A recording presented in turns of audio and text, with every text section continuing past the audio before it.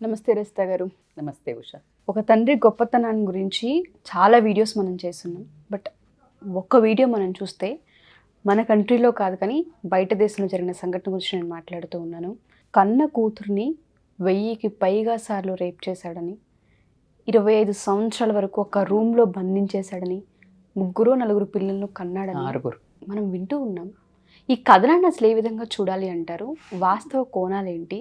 ఆ న్యూస్కి సంబంధించిన డీటెయిల్స్ ఏంటి? తాకట్టులో ఉన్న బంగారాన్ని విడిపించి ఆ రోజు ఆన్లైన్ రేటుకే మేము కొంటాం. Sharma gold company. అది ఎంత సార్లు విన్నా కూడా it is very hard to believe and accept. అంటే ఒక తండ్రి అనే ఫిగర్ ఒక కూతురికి ఎట్లా ఉంటుందంటే ద ఫస్ట్ హీరో అండ్ నాకు భర్త అంటూ వస్తే ఇలాగ రావాలి, నా నాన్నే నా హీరో అని ఒక అరచేతుల్లో ఒక ప్రిన్సెస్ లాగా పెంచుతారు తండ్రి. ఆ కూతురు కోసం అసలు ఎన్ని త్యాగాలో కదా, అసలు ఆ కూతురు పెళ్లి కోసం పుట్టిన దగ్గర నుంచి ఒక కలలు కంటూ ఉంటారు జనరల్గా. సో అలాంటి ఒక అందమైన, ఒక నమ్మకమైన, ఒక బాధ్యత కలిగిన, ఒక భరోసా ఇచ్చే రిలేషన్ కాస్త ఎట్లా అంటే ఒక క్రూర మృగంలాగా మారి ఇంట్లోనే కన్న తండ్రే కాటేసే పరిస్థితి వచ్చినప్పుడు నాకు తెలిసి అంటే యాక్సెప్ట్ చేయరబ్బా. మనం ఆ వీడియో చేసినప్పుడు చాలా రోజులు దాన్ని చూడలేకపోయారు. ఎందుకంటే ఆ టైటిల్ చూడంగానే నో విమెన్ అంటే ఏ మదర్ కానీ, ఏ కూతురు కానీ, ఏ తండ్రి కానీ నార్మల్ సమాజంలో ఉన్న వాళ్ళు యాక్సెప్ట్ చేయలేని టైటిల్. బట్ నేనంటాను వాస్తవాలు చూడాలి. అలాంటివి చూసి ఆ ధైర్యాన్ని ఫేస్ చేసినప్పుడు మన చుట్టుపక్కల ఉన్న మగవాళ్ళు, నేననేది తండ్రి రూపకంలా అందరినీ చూడకండి. ఎందుకంటే ఆ బాధ్యత, ఆ రిలేషన్ తండ్రి అయి ఉండొచ్చు.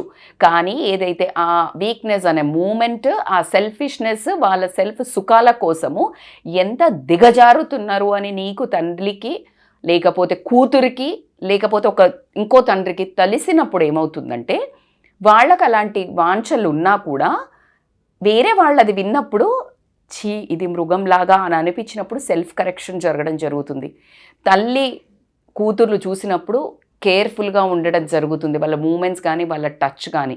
సో మీరు అన్నట్టు ఇందాక నాతో ఒక మాట అన్నారు, బయట దేశంలో జరిగింది అని అనుకున్నారు, కానీ మీరు ఇంకో మాట కూడా అన్నారు, ఇక్కడ ఎన్ని జరుగుతున్నాయో కానీ బయటకి రావట్లేదు అన్నారు. కరెక్ట్గా చెప్పారు. ఇక్కడ ఒక సంఘటన జరిగినప్పుడు తల్లి ముందు జరుగుతున్నా చెప్తే మేము ఎక్కడికి పోవాలా, లేదా మా పరువు మేము తీసుకున్నట్టు అవుతుందనే ఒక భయంతో బతికే సొసైటీలో మనం ఉన్నాం. ఎందుకంటే నవ్వుతారని, ఎగతాళి చేస్తారని, తర్వాత మేము ఎక్కడికి పోవాలి అనే ఒక ఇన్సెక్యూరిటీ భావంతో డైలీ ఎట్లా బ్రతుకుతాము అనే భావంతో ఉండడం జరిగింది. కాకపోతే బిలో మిడిల్ క్లాస్ కానీ, మిడిల్ క్లాస్ కానీ, అబోవ్ మిడిల్ క్లాస్ కానీ చాలా వరకు జరుగుతూ ఉండొచ్చు. కాబట్టికే ఇది చూడాల్సిన అవసరం ఎంతైనా ఉంది. So coming to this particular situation, Joseph అనే అతను వాళ్ళ డాటర్ 18 ఏళ్ల అమ్మాయి, ఓకే, 18 ఏళ్ల అమ్మాయిని అతను మేబీ ఒక 30+ అట్లా ఉండుండొచ్చు ఆ టైంలో, 40 అట్లా. సో తన మీద కన్ను పడింది ఎలా అని ఆలోచించుతూ దానికి అద్భుతమైన పన్నాగం మనిగింది. హీఈస్ ఇంటూ వెరీ గుడ్ అంటే రియల్ ఎస్టేట్లో అట్లా ఉండడంతో అతను ఒక ఇల్లు ప్లాన్ చేశాడు. దాంట్లో ఒక పక్కడ్ బందీగా ఒక 3 బెడ్రూమ్ల ఒక సెల్లార్లో ఒక ఇల్లును ప్లాన్ చేశాడు. ఒక రోజు అదే అదునుగా చూసుకొని ఫ్యామిలీ అంతా బయటికి పోయింది చూసి, కూతురు ఒంటరిగా ఉన్నది చూసి కూతుర్ని తీసుకొని కిందికి ఏదో ఉందని ఆఫీస్ అని చెప్పేసి కిందకి తీసుకెళ్ళాడు. అక్కడ ఆమెను కిడ్నాప్ చేసేసాడు, బంధించేశాడు. వాళ్ళ తల్లిదండ్రి వచ్చి రాత్రి చూశారు, రాలేదు పిల్ల. రెండో రోజు చూశారు, రాలేదు పిల్ల. వాళ్ళు కేసు పెట్టారు. కేసు పెట్టాక ఇతను కూడా వెతుకుతున్నట్టు నాటకం చేస్తూ పోయాడు.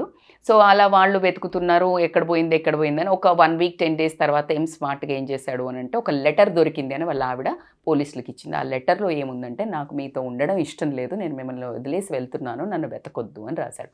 Is such a intelligent fellow.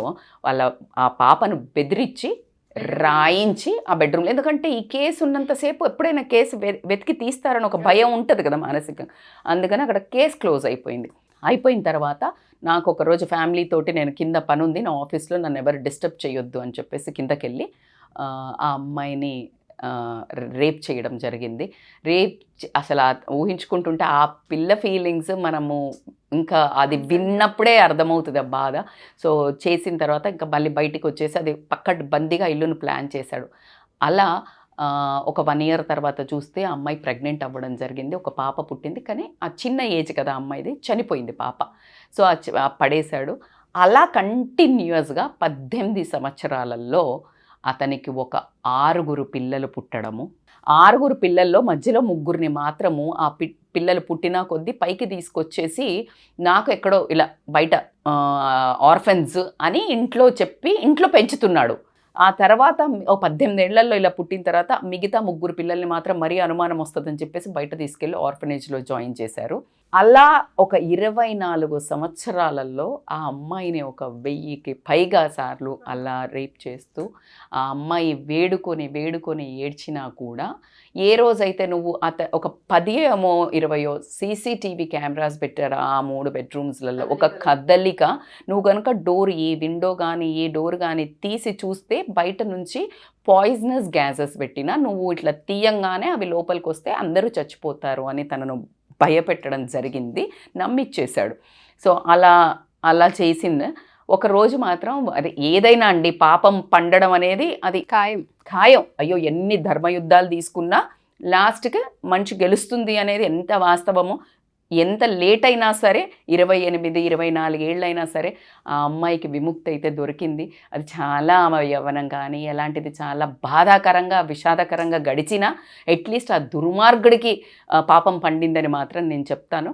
So 24 ఏళ్ల తర్వాత అతను ఒకరోజు తాగి వెళ్ళి ఆ అమ్మాయిని ఇలాగే రేప్ చేసిన తర్వాత బెడ్ మీద అట్లాగే మత్తులో పడిపోతే అతను ఎలా పెట్టుకున్నాడంటే తన మాస్క్ ఉంటేనే తీయడం ఏదైనా జరుగుతుంది. సో ఫేస్ మాస్క్ అతనిది పెట్టుకొని ఆమె బయటికి వచ్చి వాళ్ళ అమ్మకి చెప్పడం జరిగింది. వెంటనే పోలీస్ కంప్లైంట్ చేయడము, పోలీసులు ఇమ్మీడియట్గా రియాక్ట్ అయ్యి తీసుకొని వాడిని వచ్చి అరెస్ట్ చేసి కోర్టు ముందు పెడితే కోర్టు జడ్జ్ జీవితకాలం శిక్ష, అతను బతికున్నంత కాలము అతను అనుభవించాల్సిందే అని శిక్ష వేసిండ్రు.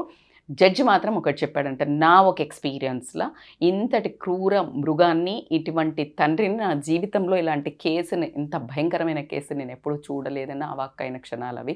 సో ఆస్ట్రియా, సౌత్ ఆస్ట్రియానో నార్త్ ఆస్ట్రియానో అక్కడ ఉన్న ప్రజలు మాత్రము అతన్ని ఇమ్మీడియట్గా ఉరి తీయాలి అనే ఒక ఆవేదనను వాళ్ళ వ్యక్తీకరించడం జరిగింది. విన్న ప్రతిసారి అబ్బా అని మనము ఒక కడుపులో ఒక బాధ అయితే రావడం జరుగుతుంది ప్రతి ఒక్కళ్ళకి.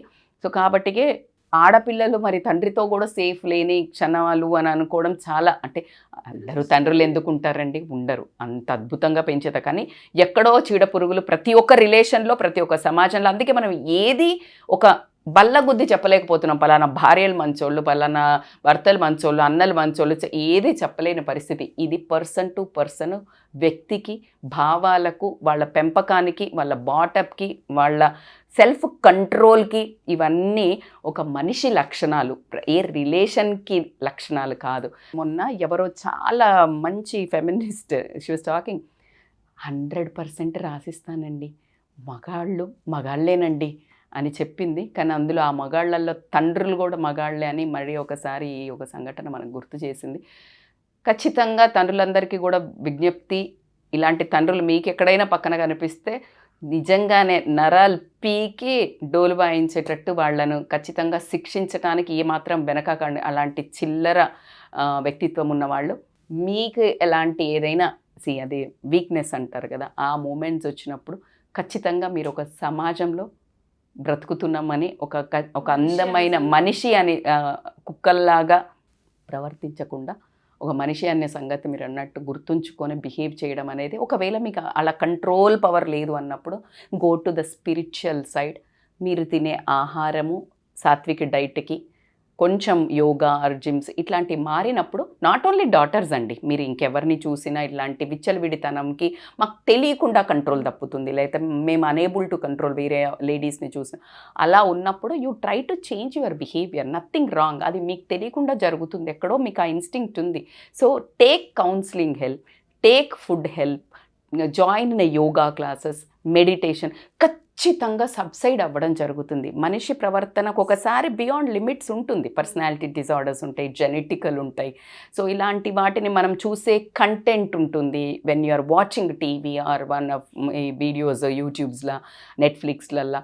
So stop watching. అట్లా అంత పర్సనల్ కంట్రోల్ని మీరు చేయాలంటే you take help of somebody. మీ వాళ్ళది కుదరకపోతే అవుట్ సైడ్ స్పిరిచువల్. సో ఇట్లా ఎంటర్ అవ్వడం అనేది చాలా ఇంపార్టెంట్. ఇది నాట్ ఓన్లీ నేను తండ్రుల గురించి చెప్పట్లేదండి, ప్రతి ఒక్క అమ్మాయిలకైనా అబ్బాయిలకైనా when we are deviating to destruct our lives and other peoples lives, it's time to correct our self.